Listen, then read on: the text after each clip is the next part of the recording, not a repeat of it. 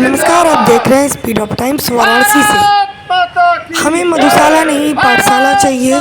ये खबर वाराणसी से है। वाराणसी के शास्त्रीय घाट पर आम आदमी पार्टी के लोगों ने भारी संख्या में जोरदार सरकार के खिलाफ 25,000 स्कूलों को बंद करने के फैसले के खिलाफ प्रदर्शन किया। वाराणसी से हमारे संवाददाता ओम प्रकाश पटेल की रिपोर्ट। हमारी शिक्षा से हमारे बच्चों को दूर करना चाहते हैं, कई चरणों में खत्म करना चाहते हैं। इनकी मंशा है हमारी बच्चों को शिक्षा नहीं देना चाहते। इनकी मंशा है, हम बता रहे हैं इनका फायदा क्या होना है, मैं बता रहा हूँ। उनको संरक्षण देने का काम उत्तर प्रदेश की योगी सरकार वो सरकार निकलनी है, वो सरकार बदलनी है। शिक्षा व्यवस्था दे न सके जो वो सरकार निकलनी है, वो सरकार निकलनी है, वो सरकार बदलनी है। भ्रष्टाचार गए की काल केजरीवाल केजरीवाल, भ्रष्टाचार गए की काल केजरीवाल केजरीवाल। आम आदमी पार्टी जिंदाबाद जिंदाबाद जिंदाबाद। अरविंद केजरीवाल जिंदाबाद जिंदाबाद जिंदाबाद। अरविंद केजरीवाल संघर्ष करो, हम तुम्हारे साथ हैं। संजय सिंह जिंदाबाद जिंदाबाद जिंदाबाद संजय सिंह जिंदाबाद। जिंदाबाद जिंदाबाद। 2024 में जहां मंत्रालयों की स्थापना की जा रही है और उत्तर प्रदेश सरकार द्वारा 2,73,73,008 शिक्षा मंदिरों को उजाड़ा जा रहा है, सरकारी विद्यालयों को उजाड़ा जा रहा है। इसलिए हमारी मांग है पूरे जिंदाबाद जिंदाबाद। पहले लड़े थे गोरों से, अब लड़ेंगे चोरों से। पहले लड़े थे गोरों से, अब लड़ेंगे चोरों से। भ्रष्टाचार गए की काल केजरीवाल केजरीवाल। क्या बताइएगा? मैं कैलाश पटेल, जिलाध्यक्ष आम आदमी पार्टी।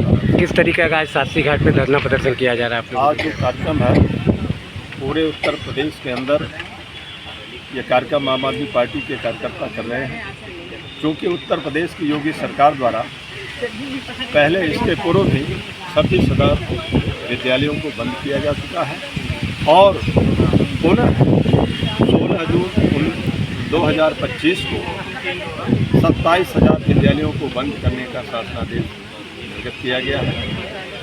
इस तरह से जो एक एक करके हमारे बच्चों को सरकार शिक्षा से दूर करना चाहती है। इनका था कि विद्यालयों में संख्याएँ कम 10 से 20 की संख्या में जो विद्यालय हैं, 20 से 50 संख्या की में जो विद्यालय हैं, ऐसे विद्यालयों को बंद किया जाए और इन विद्यालयों को बड़े विद्यालयों में बंद किया जाए। इस सरकार की जो शासनादेश निर्गत हुआ है उसके खिलाफ हम विरोध प्रदर्शन कर रहे हैं, क्योंकि संविधान में वर्णित है शिक्षा का अधिकार के तहत, बाल अधिकार के तहत ये वर्णित है कि हमारे बच्चों को, छोटे छोटे बच्चों को 1 किलोमीटर पर शिक्षा की व्यवस्था सुनिश्चित करना हमारी सरकारों की जिम्मेदारी है। लेकिन उस जिम्मेदारी से विमुख होकर ये उत्तर प्रदेश की योगी सरकार जो व्यवस्थाएं सुनिश्चित है उसको भी उजाड़ना चाहती है।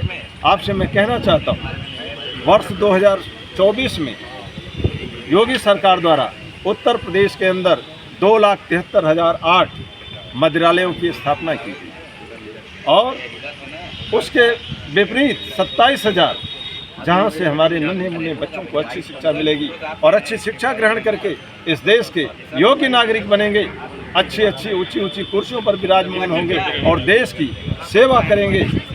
और उन्हें इससे रोकने के लिए उत्तर प्रदेश की योगी सरकार विद्यालयों को बंद करने का काम कर रही है। सर, आपकी पार्टी या आपकी तरफ से सरकार को क्या सुझाव है कि जो बच्चों की संख्या कम होने की वजह से विद्यालयों को मर्ज किया जा रहा है, न मर्ज किया जाए और बच्चों की संख्या बढ़े? हमारा सुझाव है, जिस प्रकार से हम उदाहरण हैं, दिल्ली के अंदर इससे भी बदतर स्थिति रही है, पंजाब के अंदर जो स्थिति रही है, हमारी दोनों जगह हमने सरकार चलाया और इसी परिषदीय विद्यालयों को, सरकारी विद्यालयों को हमने बेहतर करके दिखाया और प्राइवेट विद्यालयों के बच्चे नाम कटा करके हमारी सरकारी विद्यालयों में दाखिला लेने लगे। अच्छी शिक्षा की व्यवस्था अगर उत्तर प्रदेश की सरकार करे तो निश्चित है, लेकिन ये सरकारी विद्यालयों में संख्या बढ़ेगी, हमारे गुणवत्ता परक टीचर हैं, सब कुछ है, लेकिन उसके बाद संख्याएं घट रही हैं, तो उसमें कहीं ना कहीं उत्तर प्रदेश की योगी सरकार का हाथ है, क्योंकि ये प्राइवेट विद्यालयों को संरक्षण दे रहे हैं। पूंजीपतियों के विद्यालय हैं उत्तर प्रदेश के अंदर, और प्राइवेट विद्यालय को ये बढ़ावा दे रहे हैं और खुद की सरकारी संस्था को ये बर्बाद करने पर तुले हैं। अगर ये चाहें तो जैसे हमने दिल्ली में काम किया, आज पंजाब में कर रहे हैं, ये उत्तर प्रदेश में भी सही कर सकते हैं। और प्राइवेट विद्यालयों को यदि लगाम लगा दें कि आपको इन तरीक़ों से आपको काम करना है, तो वो भी, उनकी भी रोजी रोटी चलेगी, और हमारे उत्तर प्रदेश की जो सरकारी परिषदीय विद्यालय हैं वो भी बेहतरीन से चलेगा, और हमारे उत्तर प्रदेश में रोज़गार भी उपलब्ध होंगे।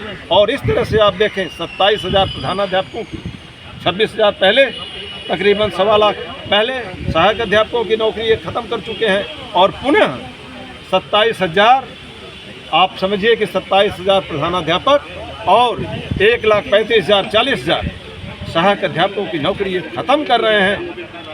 जी अपना परिचय बताइएगा। मेरा नाम अब्दुल्ला खान है।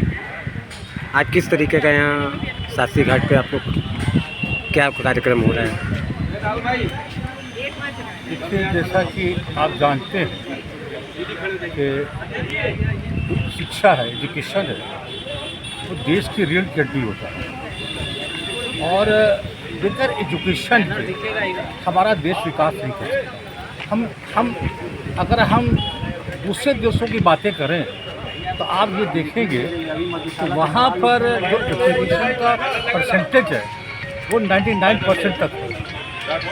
तो हम करने के लिए इस संबंध में हमको हमारी सरकार को ही काम करना है, और हमारी सरकार अगर स्कूलों को बंद करेगी तो आप ये बता दीजिए, और वो स्कूलों के जो कि शुरू से स्कूल चल रहे हैं, जो 1 से 2 से क्लास चल रहे हैं, मासूम बच्चे पढ़ रहे हैं, जब तक कि हमारे बच्चों की फाउंडेशन मजबूत नहीं होगी तो आप ये समझ लीजिए बड़ी बिल्डिंग नहीं खरीदेंगे। इसलिए हमको शुरू से ही अच्छे एजुकेशन पर ध्यान देना पड़ेगा, और उसमें बेसिकली हमारे सरकार को ध्यान देना पड़ेगा और हमारे कार्यों को ध्यान देना पड़ेगा। और लेकिन जिस तरह से सरकार हमको ध्यान नहीं दे रही है, इस बात का दुख है, और हम यही सरकार से बताना चाहते हैं कि आप जिस तरह से स्कूलों को आप बंद कर रहे हैं, कृपया करके आप स्कूलों को बंद ना करिए, बल्कि और स्कूलों को खोलिए, ताकि हमारे बच्चे, गरीब बच्चे जो है स्कूलों में शिक्षा ले सकें। सरकार तो कहती है कि हमारी सरकार में शिक्षा उससे लेकर सारे चीज़ इस तरह बड़े स्तरीय से हो रहा है और इसमें कोई भी कमियां नहीं रह गई हैं। देखिए, कहने में और करने में बड़ा अंतर होता है।